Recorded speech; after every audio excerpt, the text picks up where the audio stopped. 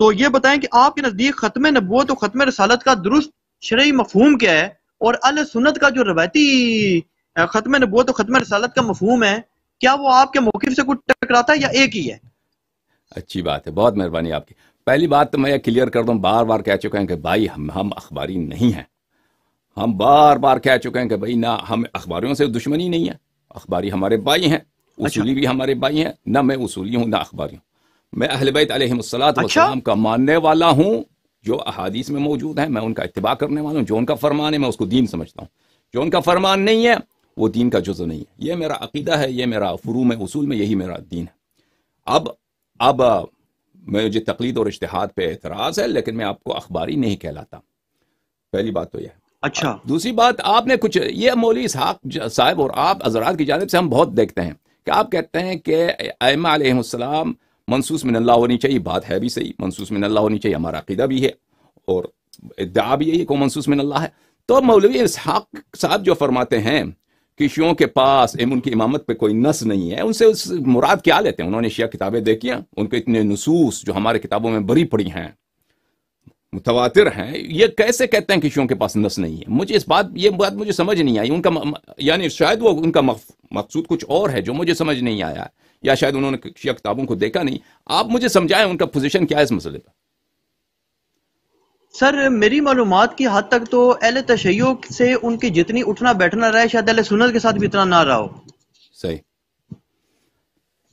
وہ یہ جو مجھے ان کا موقف پتا ہے، جو مطلب ہے جو میں نے ان سے سنا ہے، پلس ان کی ویڈیو بھی اویلیبل ہے امامت کے اوپر لیکچرز میں، ان کا موقف یہ تھا، وہ کہتے تھے کہ یہ جو عقیدہ ہے نا امامت منصوص من اللہ، جی یہ اہل تشیع کا ایک ایسا عقیدہ ہے کہ اس پر ان کے پاس نص اس طرح سے نہیں ہے کہ کوئی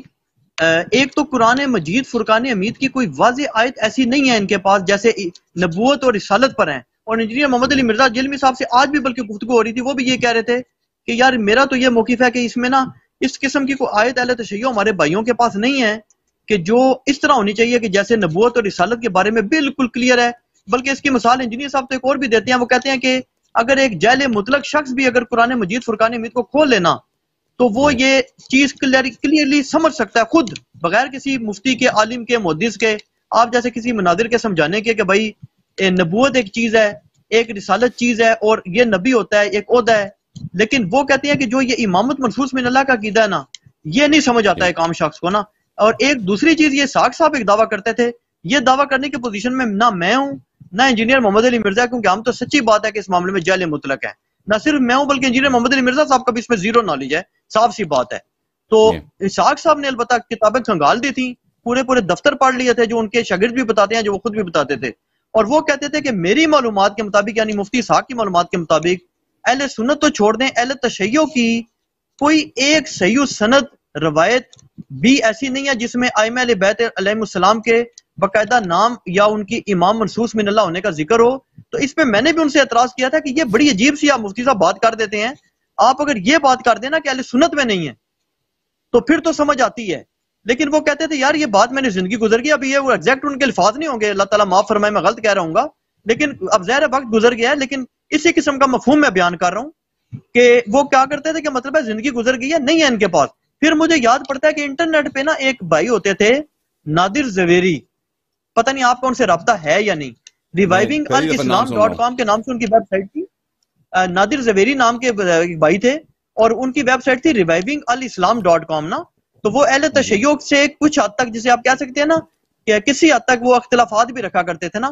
یہ علم حدیث کے حوالے سے، یا جو عوام الناس میں یا میرے جیسے عام جاہل شخص کے جو نظریات ہیں ان سے اختلاف بھی رکھتے تھے۔ تو ان کی ویب سائٹ تھی جس پہ وہ علم حدیث، رجال وغیرہ نا اہل تشیع کی کافی بحث کرتے تھے، کیونکہ ہم نے تو یہ زیادہ اہل حدیثوں کو کرتے دیکھا ہے، تو وہ کرتے تھے۔ تو ان سے جب میں نے یہ بات پوچھی تھی نا، تو انہوں نے ایک روایت پیش کی تھی، اب وہ روایت اس وقت مجھے یاد نہیں سچی بات، جس میں 12 ائمہ کرام علیہ السلام کے نام موجود تھے۔ تو جب میں نے مفتی اسحاق رحمۃ اللہ علیہ کی زندگی میں یہ بات ان سے کی کہ مفتی صاحب انہوں نے یہ روایت پیش کیا، تو وہ بڑے حیران ہوئے، انہوں نے کہا میری تو زندگی گزر گئی شیعہ اور مجتہدین کے ساتھ، شیعہ مناظرین کے ساتھ گفتگو کرتے ہوئے آج تک کوئی روایت نہیں کر سکا، یہ کہاں سے روایت آ گئی؟ اور پھر مجھے یاد آتا ہے کہ شاید میں نے، اب یہ میں تھوڑا سا بول رہا ہوں، شاید میں نے مودی زبیر علی زئی صاحب کو بھی یہ روایت پیش کی تھی، تو انہوں نے شاید کوئی اس قسم کی بات کی تھی کہ اس کے اندر بھی سکم موجود ہیں، علم حدیث اہل تشیع کے مطابق بھی یہ روایت صحیح ثابت نہیں ہوتی.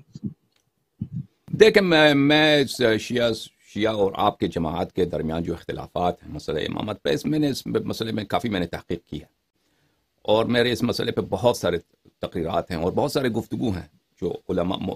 علماء کے ساتھ، آپ کی جماعت کے علماء کے ساتھ میرے مناظرات ہیں مختلف زبانوں میں. تو ان آپ کے علماء کے کتب میں نے کھنگالے ہیں، دیکھے ہیں جو ہمارے مذہب کے خلاف انہوں نے لکھے ہیں، جیسے ابن تیمیہ صاحب کا کتاب ہے اور اس طرح. لیکن یہ مجھے انوکھا بات کہ شیعوں کے پاس اس طرح کی حدیث نہیں ہے جو مسئلہ امامت پہ ہو، یہ صرف آپ کے گروپ کی سے سنائی دے رہا ہے. یعنی جو مشہور معروف جو لوگ ہیں جنہوں نے مذہب شیعہ پہ اعتراض کیا ہے، محدث دہلوی نے تحفہ اثنا عشریہ لکھا ہے، اللہ آپ کا بھلا کریں، ابن تیمیہ نے منہاج السنہ لکھا ہے، اور اس طرح کے جو آج کے دور میں جو مختلف وہابی علماء ہیں شیعوں کے خلاف انہوں نے بہت ساری کتابیں لکھیں. اچھا، ان میں وہ ادعا نہیں کرتے کیونکہ ان کو پتہ ہے کہ شیعوں کے پاس احادیث بہت زیادہ ہیں، اور نہ ہمیں یہ کبھی چیلنج ملا یعنی واقعا کہ آپ تم اپنی کتاب سے 12 اماموں، کیونکہ یہ بہت آسان ہے ہمارے لیے. ایک دفعہ نے آپ نے یہ کہا تھا نا، یہی بات تو میں نے آپ کے فیس بک پہ میں نے آپ کے سوال کے جواب میں ایک کتاب ہے بھلے اثبات الہداتی بالنصوص والمعجزات، اثبات الہدات ائمہ طاہرین ہادیوں کا اثبات کرنا نص اور معجزے کے ساتھ. تو اس کتاب کے صرف میں نے کچھ فہرستیں آپ کو دکھائے تھے، ابواب چیپٹرز کے نام، کہ ہمارے پاس کتنے حدیث ہیں کہ ہر چیپٹر میں کئی ایک احادیث موجود ہیں. تو اگر آپ کتاب کافی میں یہ بھی کہ صحیح حدیث کیا ہوتی ہے اور صحیح حدیث کیا نہیں ہوتا، یہ بھی کوئی مسلم بات قرآنی آیت یا قرآنی یہ روایت سے تو ثابت تو نہیں ہے کہ نص سے ثابت ہو. یہ خود مسئلہ متنازع فی ہے کہ صحیح حدیث کیا ہے اور ضعیف حدیث کیا ہے، کس چیز سے حدیث صحیح بنتے. بہرحال ہمارے پاس یہ بات متواتر ہے. یعنی اگر کسی وقت آپ جاننا چاہیں اسی موضوع پر تو ہم آپ اپنے کتب سے جو اصطلاحی صحیح حدیث ہے جو مشہور و معروف ہے کہ مثلا روایت سب ثقات ہوں، توثیق شدہ ہوں اور اس میں کوئی انقطاع نہ ہو، تو اس لحاظ سے بھی دیکھیں تو ہمارے پاس بہت زیادہ ہے. اور اگر اس سے بڑھ کر کہ ایسے احادیث جو قطعی الصدور ہوں، ان میں ایسے قرائن ہوں کہ قطعی الصدور ہوں، تواتر کے لحاظ سے مثلا ثابت ہو، یا کوئی اور ایسے شواہد و قرائن ملیں کہ قطعی الصدور، دونوں لحاظ سے ہم اس آپ کو دکھا سکتے ہیں کہ ہم اس احادیث کے ہمارے مذہب میں کوئی کمی نہیں ہے. بات رہی کہ قرآن مجید فرقان حمید میں ایسی بات ہو کہ اس سے امامت ثابت ہو جائے. دیکھیں، یہ ابھی میں آپ کی خدمت میں عرض کروں کہ میں نے قرآن مجید کے متعلق میرے بہت ساری تقریرات ہیں عربی زبان میں اور فارسی زبان میں، لیکن اردو زبان میں میری کوئی شاید تقریر نہیں ہے. یہ ایک مولوی اسحاق بھی صاحب اس بات کو شاید انہوں جانتے ہیں، اب مجھے نہیں معلوم، دنیا سے گئے، ان کو اس بات پہ توجہ رکھتے تھے، ان کے نوٹس میں تھا یا نہیں تھا، کہ یہ شخص کہ آپ مجھے قرآن سے کوئی آیت دکھائیں کہ جس میں 12 اماموں کے نام موجود ہوں. اس کے کئی ایک جواب ہیں. ایک جواب ہمارا یہ ہے کہ تم اپنے فرقے کے روح سے تم عدم نقصان قرآن پہلے ثابت کرو. آپ جو مولوی صاحب کا جو فرقہ ہے، آپ لوگ جو اپنے آپ کو اہل سنت و جماعت کہتے ہو، جو ابو بکر، عمر، عثمان اس کی خلافت پہ ہم سے اختلاف ہے، آپ اپنی مذہب کی روح سے پہلے قرآن کی عدم نقصان کے قرآن میں سے آیات نہیں کٹے گئے اس کو ثابت کریں، کیونکہ ہمارے پاس بے تحاشا بخاری مسلم اور دور جانے کی بات بھی نہیں ہے جو آپ کے نزدیک اجماعی ہے، اس کے روح سے ہم ثابت کریں گے آپ کے لیے کہ قرآن بہت ناقص ہے آپ کے مذہب کے روح سے. اور یہ بھی نہیں کہ گڑبڑ کر کے، یہ بھی نہیں کہ ہم یہ مثلا یہ خطابت کے ذریعے سے اور ایسے احادیث کا غلط ترجمہ کر کے، نہیں، واضح الفاظ جو آپ کے وہ جو معزز صحابہ ہیں، عمر ہیں، عائشہ ہیں، عثمان ابن عفان ہیں، عبداللہ ابن مسعود ہیں، ان کے کلمات کی روح سے ہم آپ کو دکھائیں گے قرآن بخاری مسلم سے، یعنی اکثر قرآن ضائع ہو چکا ہے. یہ شاید آپ کو دجکا لگے کہ یہ کیسے ہو سکتا ہے، یہ بخاری مسلم سے یہ شیعہ کیسے، میں آپ کے لیے ثابت کر دوں گا، لیکن اس کے لیے وہ وقت چاہیے، تقریر لمبی ہوگی، 1 گھنٹہ 2 گھنٹے کے اس میں آپ کو میں مختلف احادیث دوں گا، وجہ استدلال دکھاؤں گا، اور وہ کوئی رد نہیں کر سکے گا. سے مثلا ثابت ہو یا کوئی اور ایسے شواہد و قرائن ملیں کہ قطعی صدور، دونوں لحاظ سے ہم اس آپ کو دکھا سکتے ہیں کہ ہم اس احادیث کے ہمارے مذہب میں کوئی کمی نہیں ہے. بات رہی کہ قرآن مجید فرقان حمید میں ایسی بات ہو کہ اس سے امامت ثابت ہو جائے. دیکھیں یہ ابھی میں آپ کی خدمت میں عرض کروں کہ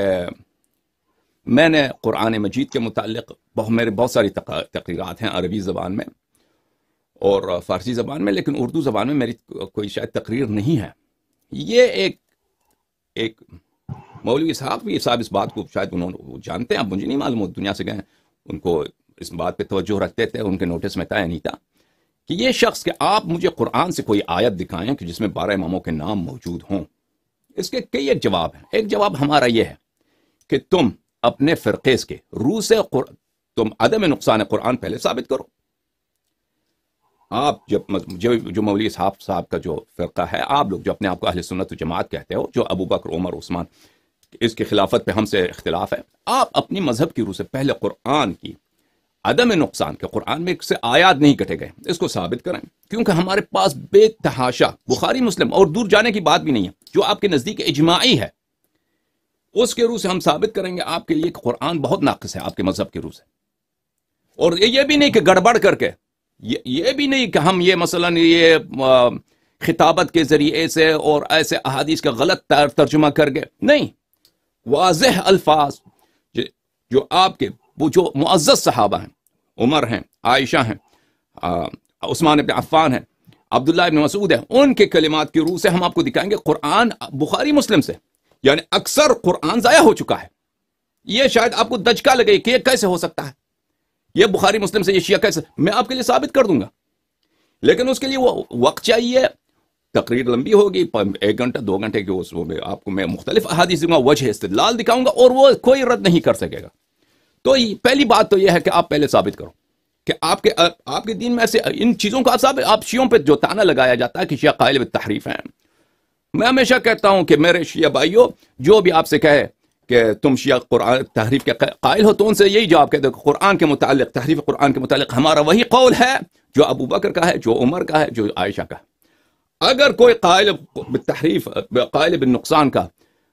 قول یہ باعث کفر ہے تو تم خود پہلے ان کا جواب دے دو. پہلی بات تو یہ ہے کہ قرآن اگر آپ کے نزدیک بری طرح ناقص ہے، مثلا ایک کتاب ہے اس کے 90 صفحے غائب ہو چکے ہیں، 100 سے 80 صفحے نہیں ہیں، تو اگر کوئی شخص ہم سے مطالبہ نہیں کر سکتا کہ باقی 20 صفحوں میں آپ کسی چیز کو ثابت کریں، کیونکہ جو ضائع ہو چکا ہے اس میں بہت کچھ ہوگا جو نہیں ہے، اور یہ آپ کے مذہب کی روح کے موازین کے متعلق میں بات کر رہا ہوں. پہلی بات تو یہ. دوسری بات یہ ہے کہ اگر جب بھی کوئی شخص چاہے کہ ہم قرآن کی روح سے ثابت کریں امامت، تو ہم حاضر ہیں، لیکن اس کے لیے ہمیں تفصیل کی ضرورت ہے، وقت کی ضرورت ہے. ہم اہل بیت طاہرین علیہم الصلاۃ والسلام کہ وہ اوصاف قرآن مجید میں آئے ہیں. اسم اگر آتا، ہمارا موقف ہے اگر اسم آتا تو اسم سے تو کچھ نہیں بنتا. دنیا میں مثلا جعفر تو بہت ہے، اگر قرآن میں ایسی ہوتی آیت کہ آپ کا چٹا امام جعفر ہے، امام جعفر صادق علیہ السلام کا نام ہے، تو خدا جانتا ہے مسلمان ہر ایک گھرانہ اپنے بچے کا نام جعفر رکھتا ہے، اس زمانے میں آج تک رکھتے، اور کتنے لوگ ادعا کرتے ہیں کہ یہ جعفر وہی جعفر ہے، یہ جعفر وہی جعفر ہے جس کا قرآن میں آیت موجود ہے کہ یہ آپ کا امام ہوگا.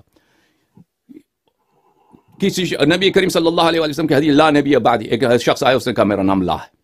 لا نبی بعدی، اس نے کہا میرا نام لا ہے، تاکہ وہ اپنی نبوت ثابت. اگر اس طرح نام سے اوصاف وہ قرآن مجید نے بتایا، انما یرید اللہ لیذھب عنکم الرجس اہل البیت ویطہرکم تطہیرا، ان آیات کی روح سے، آیے اولو الامر کی روح سے ہم انشاءاللہ تبارک و تعالی آیے اعطاء خاتم کے رکوع میں انہوں نے انگوٹھی دیا، اس کے روح سے ہم ثابت کریں گے کہ قرآن کی روح سے اہل بیت طاہرین علیہم الصلاۃ والسلام کی امامت ثابت ہے، لیکن اس کے لیے وقت کی ضرورت ہے. اگر کبھی آپ چاہیں تو ہم اس موضوع پہ تقریر کر سکتے ہیں اور آپ کو دکھا سکتے ہیں.